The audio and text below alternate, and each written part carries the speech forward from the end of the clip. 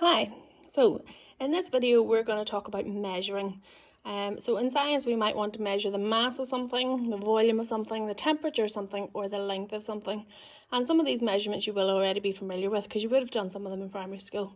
So we're going to start off with the easy ones that hopefully you've already done, and we're going to talk about length. So in science, I'm sure you have a ruler in your pencil case or your school bag, and the ruler will measure in centimetres or in millimetres.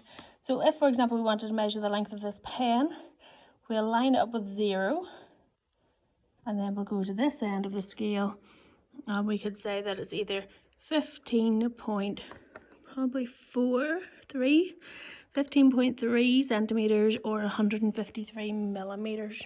But what happens if we want to measure something longer? So this is a holder that I got a thermometer in, and it's longer than the ruler.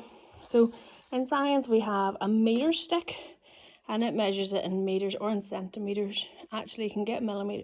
You'll be able to read the scale in millimeters as well. So this is 10 millimeters, 20 millimeters, or 1 centimeter, 2 centimeters. And the centimeter scale is on the top, and the millimeter scale is on the bottom of this ruler. So if we go along to the bottom, we've lined it up with 0 and go along the bottom, and we'll see here that it's 467 millimeters long. So there are also then tape measures we can use, but more commonly in science you'll be either using your 30 centimeter ruler or your meter stick. Okay, when it comes to temperature then, we will use a thermometer. Okay, so when you're doing experiments, you will use a thermometer that looks like this. It has alcohol in it, red alcohol in it, or red ink in it. And you'll see here the temperature of the room is just around 20 degrees, or just over 20 degrees. See there with the scale. Okay, now then we can get some thermometers that have mercury in them that we need to be really careful about. This was the holder I got, and you'll see here this is a much smaller scale. You can see where the line is. Just says it's higher here. It's 22. To see here. Oops. Not focusing. 22.6. Can you see? And if I move my hand to the bottom, you'll be able to see what happens to the temperature on it. See there, it's gone up. 27, 28, 29. See that's gone up nearly to 30. So when we put something, either we hold it at the bottom where it's hot, or we put it into hot water, or in your case, if you're going to use this to heat up water, we'll put this thermometer, and whenever we're heating it with a Bunsen burner, we'll be able to see the red dye move up the thermometer and change the scale. Okay, hopefully you're all familiar with what a thermometer is as well. So then if we want to measure the mass, this is what we use in science. They're called balances. We have it plugged in, and we're going to turn it on.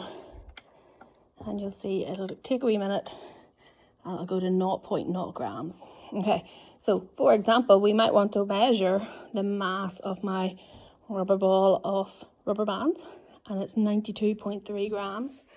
I might want to measure the mass of my stapler, and it says error because it must be over 200 grams. So we don't want to measure something that's more than what the balance can hold. We would need a different balance. So if we wanted to measure the mass of some pens, 45.7 grams. But more likely in science, we want to measure the mass of like a chemical or something, and we would need one of these, and they're called weighing boats. And the weighing boat itself weighs 2.4 grams. So if I wanted to measure out like 20 grams of paper clips, 20 grams of drawing pins, we won't want to have to take away that 2.4 grams. So what we can do is we can press this button that says 0, and it brings it back to 0.00. So we could then use this, and we can use our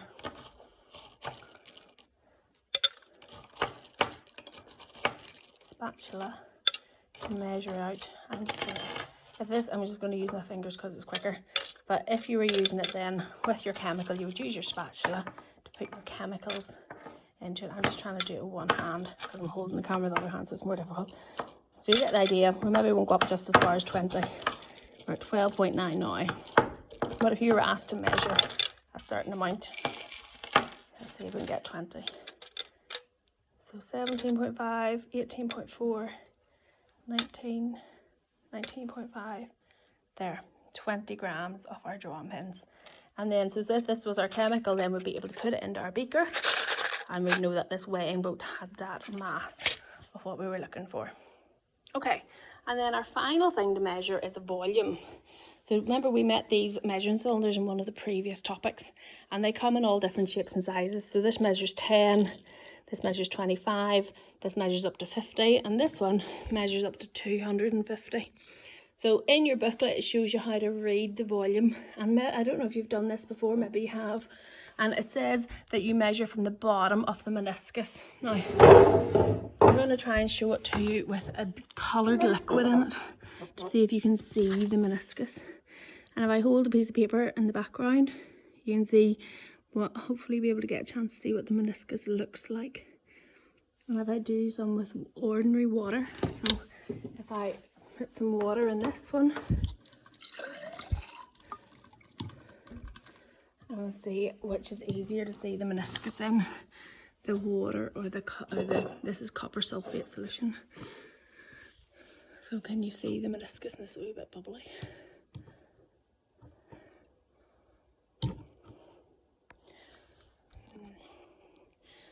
So this will be better when you get to do it in real life and you'll be able to read the scale. So there's it there. It's hard to see the meniscus just on the video. You can maybe see it better in the copper sulfate. The key with the measuring cylinders is that you use the measuring cylinder closest to the value that you want to measure. So if you want to measure out 20 centimeters cubed of water, you don't want to use the big one because 20 centimeters cubed is way down here. But if you wanted 20 centimeters cubed, you would use this size because 20 centimeters cubed is there. So it means that you're going to get closest to 25 exactly if you use a measuring cylinder closest in size.